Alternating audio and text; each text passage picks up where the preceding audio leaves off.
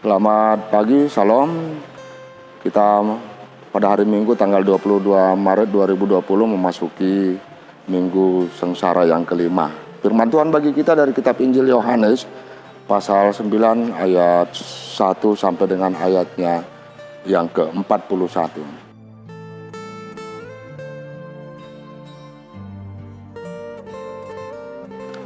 Ketika Yesus dan murid-muridnya melihat seorang buta sejak lahirnya, murid-murid bertanya, siapakah yang berdosa sehingga ia lahir buta?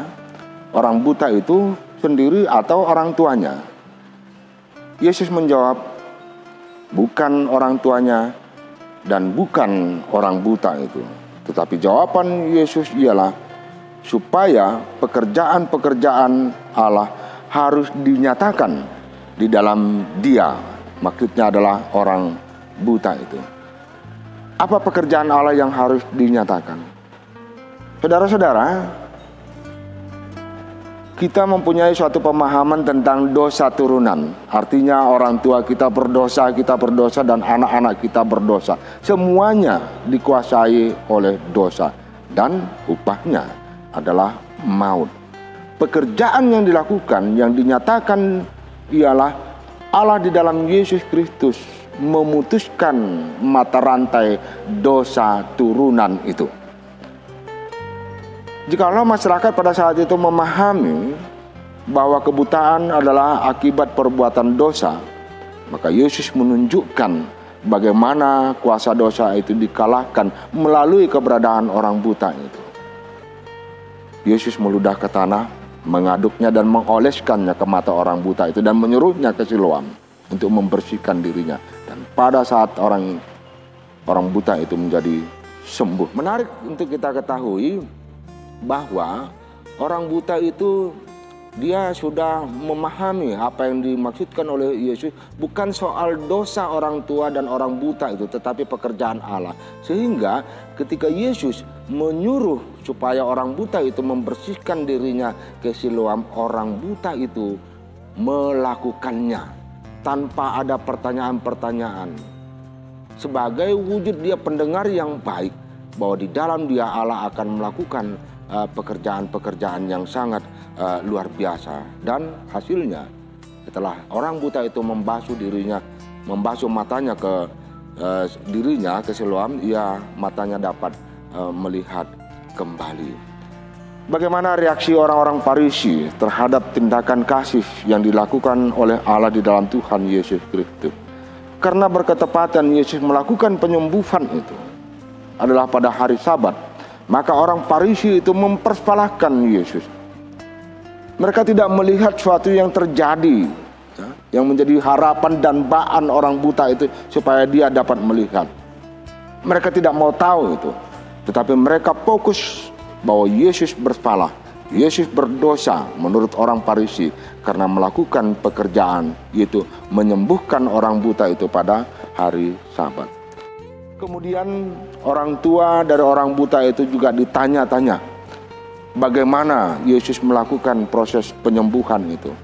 Orang tua itu berkata, silakan tanya kepada anaknya dan dia bisa memberikan jawaban. Mengapa mereka berkata demikian? Karena mereka sangat ketakutan.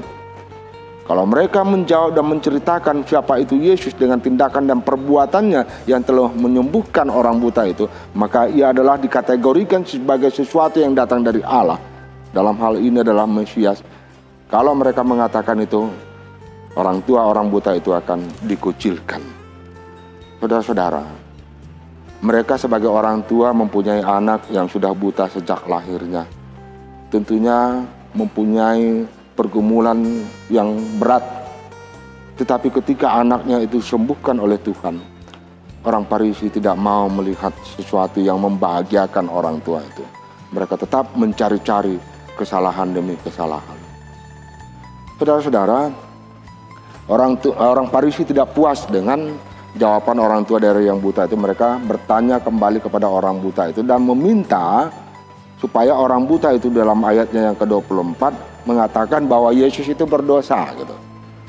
Ya, demikian. Katakanlah kebenaran di hadapan Allah. Kami tahu bahwa orang itu orang berdosa. Tetapi orang buta itu tidak mau menuruti keinginan orang Farisi. Karena menurut orang buta itu, kalau ia disembuhkan, maka itu adalah kesembuhan yang datang dari Allah sendiri. Tidak ada yang bisa melakukan itu. Dari dulu sampai kepada konteks nas ini, kata orang buta itu, tidak ada orang yang disembuhkan dari buta sejak lahir. Kalau Allah tidak berkenan untuk melakukannya. Jadi yang melakukan itu adalah orang-orang yang dikenan Allah, orang-orang yang datang dari Allah sendiri. Jadi orang buta itu mengatakan bahwa Yesus tidak berdosa. Tetapi orang-orang Farisi itu tidak menjadi puas dan mereka mengusir orang buta itu. Tapi saudara, Yesus kembali bertemu dengan orang buta itu dan bertanya dalam ayat 35, percayakah engkau kepada Anak Manusia? Orang buta ini bertanya, siapakah dia Tuhan, supaya aku percaya kepadanya? Yesus menjawab, engkau bukan saja melihat dia, tetapi dia yang sedang berkata-kata dengan engkau.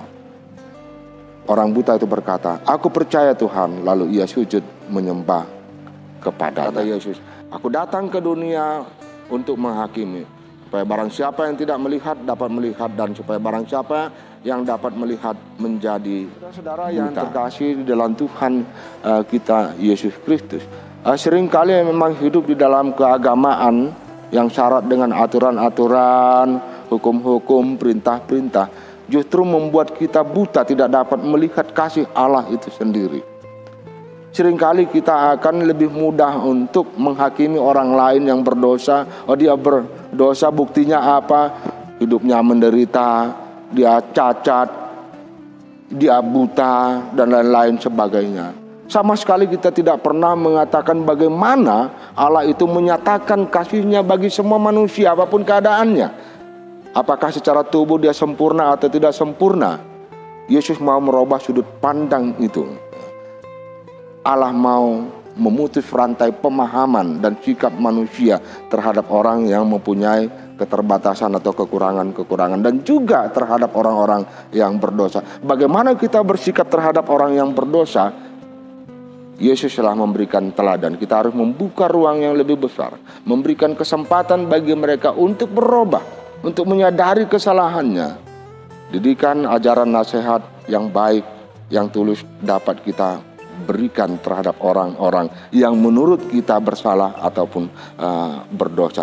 Tetapi kita tidak bisa menghakimi mereka, karena hak penghakiman itu adalah hak sendiri Allah sendiri. Karena seringkali manusia ingin mengambil hak Allah itu, yaitu untuk menghakimi sesamanya manusia. Apapun situasi dan keadaan yang kita alami atau orang lain alami, maka marilah kita melakukan suatu yang didasarkan kepada perbuatan-perbuatan yang dikehendaki oleh Allah untuk dinyatakan.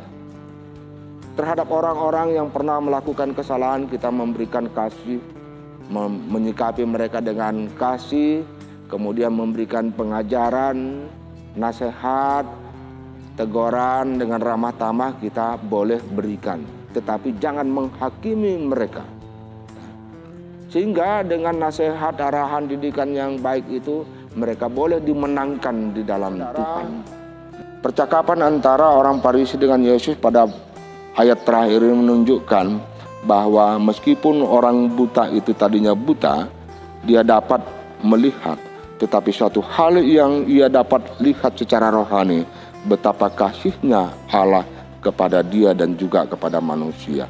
Orang-orang Farisi yang secara fisik dapat melihat, tetapi pada kenyataannya mereka hanya melihat kesalahan orang di dalam ketidaktaatan terhadap perintah dan ketetapan Tuhan, dan itu membuat hati mereka buta.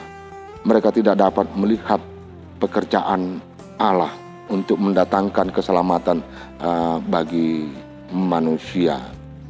Jadi kita sebagai orang yang sudah ditebus diselamatkan oleh Tuhan kita Yesus Kristus. Mari kita bersyukur kepada Tuhan yang memberikan keselamatan itu kepada kita. Dan mari juga kita bersikap bagaimana Yesus mengampuni kita. Ya, bagaimana Yesus memberikan peluang bagi kita untuk bertobat, untuk berubah menjadi lebih baik. Maka peluang dan kesempatan itu juga harus kita berikan kepada sesama kita manusia. Memberikan peluang dan kesempatan kepada diri kita, karena kita juga secara pribadi pasti pernah melakukan perbuatan dosa. Dan juga kepada orang lain. Kita membuka diri dan memberikan peluang untuk suatu perubahan ke arah yang baik.